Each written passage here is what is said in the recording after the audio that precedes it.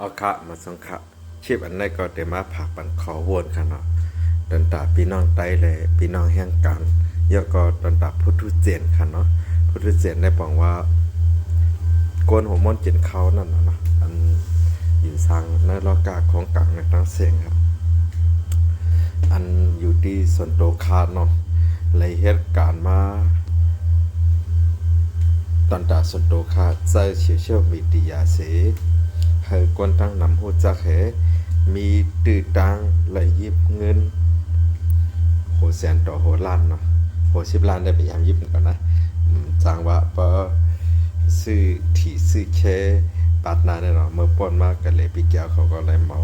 โหหมื่นหลงจำโหแสนอ่อนค่ะเนาะกูก็ได้พูดอยู่เจออันเฮามืดคือกันค่ะเนาะอันค่าแค่รัดได้ว่าปฏิการเมืองว่า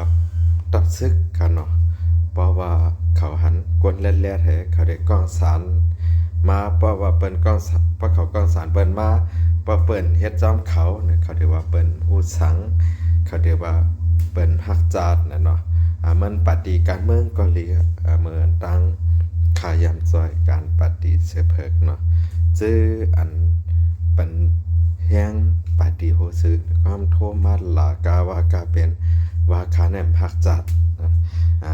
ปฏิการเมืองในเป็นโหเสือเมื่อใครหูในโทษหลามาขาลงคลิปวิดีโอหังก่อนหลากาวากาเป็นเนาะกำได้ภายตับเสื้อเข้าคาอันจากเมืองไทยนะคะเนาะเมื่อพังนั้นในเขาเคยเฮ็ดเงิน1 วันตอนตัดไตเนี่ยเนาะเมื่อพังป้นก็ป้อหึงป้อนั้นมอกปีปลายมาภายในในเขาหันกวนโดยใน TikTok ในไลฟ์สดคาในเป็น5-6 ปากเนาะเขาเจอชื่อว่าเขาเป็นเหตุการณ์ปันดับซึกภายหนึ่งเขาได้รัดห้องการหมาย1ห้องการหมาย2ตัวบ่ถึงห้องการหมาย5ให้ใครเฮ็ดก้นย้อนเหมือนเขาเนี่ยเพราะเขาว่าข้ามเฮ็ดข้ามใจป้าบ่ใจป้าก็เฮ็ดกว่าแลนะคำว่าค้ายามบ่นะกำนะห้ามกะลัดว่าค้านะลัดเอาละลายก้อยใจก้นมีตังหูก้นมีตังหูในคำเฮ็ดจังนั้นเขาเฮ็ดการบันดอนตัดเจจัดนะกำนะข้ามขึ้นปรับเขาว่าเจจัดเนี่ยที่ว่าเปลี่ยนไผเฮ็ดซึกได้เห็นเลยว่าฮักเจจัดฮะพอเฮ็ดซึกได้เห็นเลยว่าฮักเจจัดที่เฮ็ดปันไผแล้วโคลายฮะโคเขียวนั้นก็เฮ็ดซึกปิดุจิตจังเถอะว่าฮักเจจัดนะคำตอบไรเพราะคำตอบไรนะลาคาปะคาบะหังคากาวากาเป็นนะนี่ก็ขาแค่ว่าได้ก็กนในโลกานะในของกลางนะเพราะเขายันดังจอยแถมเปิ้นเปิ้นจอยเขานะเขาเรียกว่าเปิ้นฮักเจจัดเพราะเขายันดังจอยแถมเปิ้นมาแล้วเปิ้นจอยเขานะเขาเรียกว่าเปิ้นฮักเจจัดนะเนาะว่าก็หลายก้อนหนึ่งก็ว่าตั้งหลายตั้งหนึ่งก็ดอกว่าถึงอันเฮาขายามจอยมาจากกว่าเจ้านั้นกำพังได้ค่ะนะเพราะเขาเตย้อนดังจอยแถมเปิ้นว่าเปิ้นจอยแถมเขามอยองนะเขามอยองเขาว่าก็นั่นกัดก็นั่นกัดนะสั่งมานังค่าเนี่ยก็เขาลุกลงคำพัดลุกขึ้นพอเขาลุกขึ้นเนี่ยเขาโกงบาดมือเขาเนาะ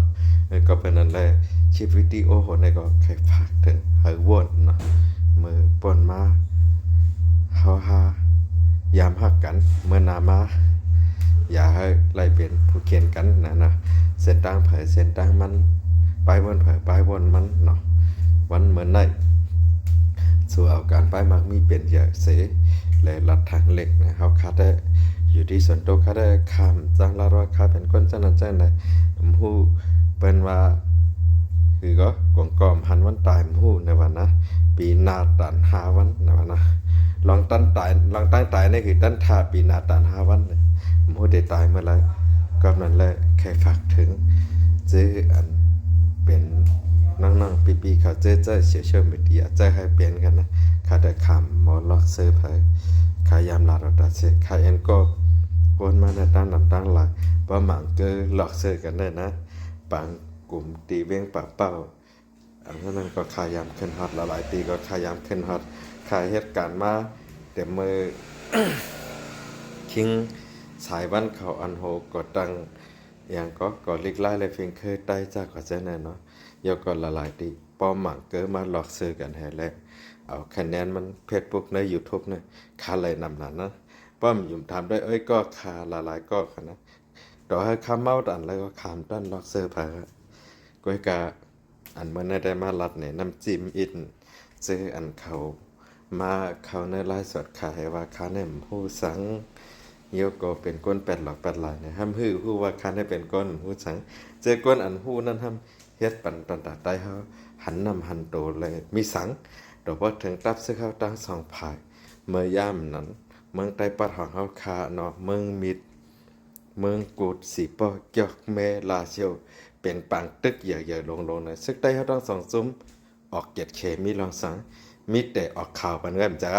ก็เปิ้นนั้นเจอสูจับผายโคไลโคเขียวมาหลาคาเล่นๆนะอย่าไปให้คาอะไรขึ้นกอกขึ้นมาหมดกันนะก็นั้นแหละลากันก็ลากันตันๆว่ากันก็ว่ากันตันๆใครพาใครบ่นก็ค่ะขาจื้อเสียจนลายใจแรงคือเป็นพี่น้องเมืองมิดอยู่เมืองเฮาเมื่อเล็กจื้อห้องแรงคือเนาะยันเปิดอิงหนึ่งเงาลายกูลองเสมาอยู่เมืองไทยเสเลยใจจื้อปลายกำจื้อปลายความว่าเสือจนลายเนี่ยเนาะยันเปิดขาใกล้แต้มวักการไปเมืองนำหนาเนาะอันและออกก็มีดังนั้นเนาะก็นั่นแหละย้อนเอาไปวันอันนั้นเสร็จแล้วฝากตอนถึงพี่น้องในติ๊กต็อกเขาเจออันแค่ลาก็ลาตันๆกันเนาะเอาค่ะมาส่งค่ะบ๊ายบาย